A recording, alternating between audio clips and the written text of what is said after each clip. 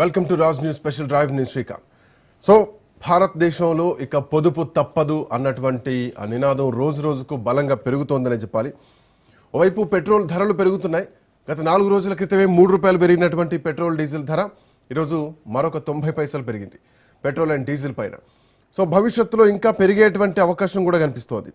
ఇప్పటికే యుద్ధానికి ముందు బ్యారెల్కు $70 ఉంటే ఇప్పుడు ముడి చమురు ధరలు ఏకంగా $100కు చేరుకుంది. $100కు పైగా పెరిగినాయి. సో దీంతో చమురు కంపెనీలన్నీ కూడా ఒక రకమైనటువంటి ఒత్తిడికి గురవుతున్నాయి ధరల కారణంగా. సో ఆ భారాన్ని ఇక తప్పనిసరి పరిస్థితుల్లో ప్రజల మీద వేయాల్సినటువంటి పరిస్థితులు ఉన్నాయి. ముడి చమురు ధరలు చాలా కాలం పాటు ఇలాగే కొనసాగితే కనుక ఖచ్చితంగా రాబోయేటువంటి రోజుల్లో ఇంకా పెట్రోల్ ధరలు భారీగా పెరిగేటువంటి అవకాశం ఉంది. సో భవిష్యత్తులో ₹30 వరకు కూడా, 25 నుంచి ₹30 వరకు కూడా చేరేటువంటి అవకాశం కనిపిస్తోంది. ఒకేసారి పెంచితే ప్రభుత్వం మీద వ్యతిరేకతలు కూడా వచ్చేటువంటి పరిస్థితులు ఉన్నటువంటి నేపథ్యంలో రోజు రోజుకు పెట్రోల్ ధరలు పెంచేటువంటి అవకాశాలు కనిపిస్తున్నాయా, ఇక అదే పద్ధతిలో ప్రభుత్వం ముందు పోయేటువంటి పరిస్థితులే కనిపిస్తున్నాయా? మాట్లాడదాం ఇదే అంశం పైన. మనతో పాటు రామ్మోహన్ రావు గారు జాయిన్ అవుతున్నారు, ప్రముఖ రాజకీయ విశ్లేషకులు. రామ్మోహన్ రావు గారు నమస్తే. నమస్తే. ఖర్చులు పెరుగుతున్నాయి, రేట్లు పెరుగుతున్నాయి. సో సగటు మానవుడి ఆర్థిక పరిస్థితి మాత్రం పూర్తిగా క్షీణించిపోతోంది. సో దేశం చాలా దయనీయమైనటువంటి పరిస్థితుల్లోకి వెళ్ళిపోతుంది.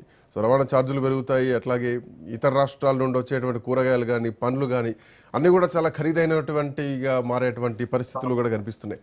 సో భవిష్యత్కి మనకున్నటువంటి మార్గాలేంటి?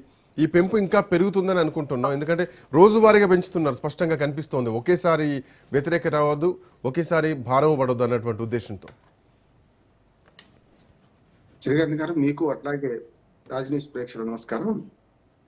చాణక్యుడు ఏమైనా చెప్పాడు, తన అర్థశాస్త్రంలో పన్ను నొప్పి కలగకుండా ప్రజల మీద పన్నులు వేయడం ఎలా చాప్టరే ఉంది. పన్ను నొప్పి అంటే ఈ పన్ను నొప్పి కాదు, ఆ పన్ను ట్యాక్స్ పేయర్స్ కు పన్ను నొప్పి కలుగుతుంది. అసలు ట్యాక్స్ లేకుండా ప్రభుత్వాలు నడవాలి కదా. ఎక్కడి నుంచైనా ఎవరో ఇంట్లో నుంచి తెచ్చిపెట్టరు డబ్బులేదు.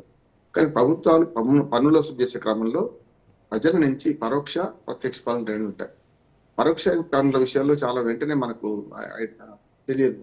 చాలా మనం వాడుతున్న వస్తువుల మీద జిఎస్టీ రూపంగా ఇడ్లీ తిన్న 5% ట్యాక్స్ లో 2.5% ఏమో స్టేట్ జిఎస్టీ, సెంట్రల్ జిఎస్టీ 2.5%. వాటి గురించి మనం మాట్లాడదు, ఎందుకంటే అది పరోక్ష పన్నులు. రకంగా పన్ను తెలియకుండానే ట్యాక్స్ పడుతున్నాం. కానీ ప్రత్యక్ష పన్నులు అంటే ఇట్లాంటివి, అంటే ప్రత్యక్షంగా మనం కొంటున్న ధరలు పెరుగుదల వెంటనే మనకు అర్థం అవుతుంది. కానీ ఇంటి పన్ను పెంచినా అర్థం అవుతుంది. కానీ మెల్లమెల్లగా మిగతా ప్రత్యక్ష పన్నులు, ఇంటి పన్ను రాయితీ ఇవ్వడం ఇట్లాంటివి చేస్తారు. కానీ ఈ పెట్రోల్ డీజిల్ విషయంలో చూసుకుంటే పన్ను పెరుగుతుందంటే కేంద్ర రాష్ట్ర ప్రభుత్వాలు రెండు సంతోషిస్తున్నాయి. మీరు అర్థం చేసుకోవాలి. ఎందుకంటే చాలా మంది రాష్ట్ర ప్రభుత్వాలు విమర్శిస్తుంటాయి, కానీ ఇప్పుడు దేశంలో అత్యంత ఎక్కువ ధరలు మన తెలుగు రాష్ట్రాలు రెండు తెలుగు రాష్ట్రాలే. తమిళనాడు ఉన్నట్టుంది కదా, ఆ తర్వాత అంటే దక్షిణ భారతదేశం చూసుకుంటే ఓవరాల్ చూస్తుంటే 9 రాష్ట్రాల్లో ₹100 లోపు ఉన్నది.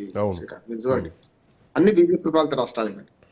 అక్కడ ఎందుకు తక్కువ వస్తుంది, ఇక్కడ ఎందుకు ఎక్కువ వస్తుంది అంటే ఏవైతే విమర్శిస్తున్నా ఎక్కువ కాంగ్రెస్ ప్రభుత్వాలు ఉన్న చోట, లేకపోతే ప్రతిపక్ష ప్రభుత్వాలు ఉన్న చోట వాళ్ళు దండుకుంటున్నారు. అంటే మేమైతే ట్యాక్స్ తగ్గించేది లేదు రాష్ట్ర ప్రభుత్వం తరఫున, మీరు మాత్రం